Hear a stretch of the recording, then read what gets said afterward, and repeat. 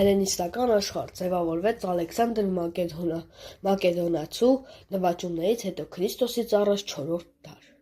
և ընդգրկում էր հսկայական տարածք Հունաստանից մինչև Հնդկաստան ու Եգիպտոս։ Այն յուրահատուկ էր, որովհետև միաձուլեց հունական մշակույթը և արևելյան ժողովուրդների ավանդույթները։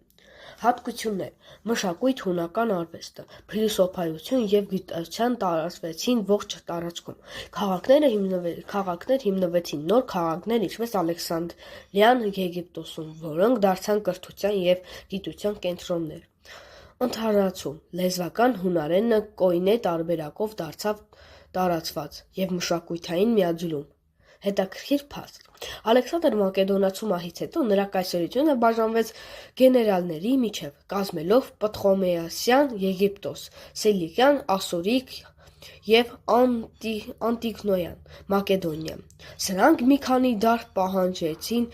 հելլենիստական մշակույթը։ Գիտության հելլենիստական դարաշրջանում զարգացած աստղագիտությունը,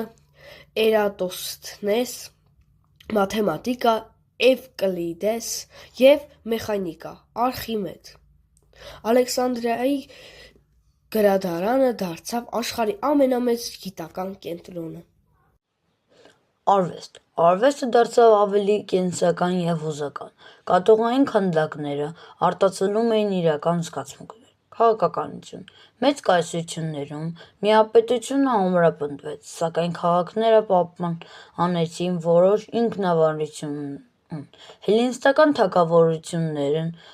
իրենց ներկայացնում էին որպես աստվածների ընկերներ կամ որդիներ։ Հելլենիստական աշխարհը միավորեց արևմուտքի և արևելքի մշակույթները, թողնելով գիտության, արվեստի և քաղաքականության հզոր ժառանգություն, որը ձևավորեց ամբողջ աշխարհի հետագա պատմությունները։ Ոչ մի ժողովուրդ մենակ չի զարգանում։ Իսկական հարստությունը սկսվում է այն ժամանակ, երբ մշակույթները հանդիպում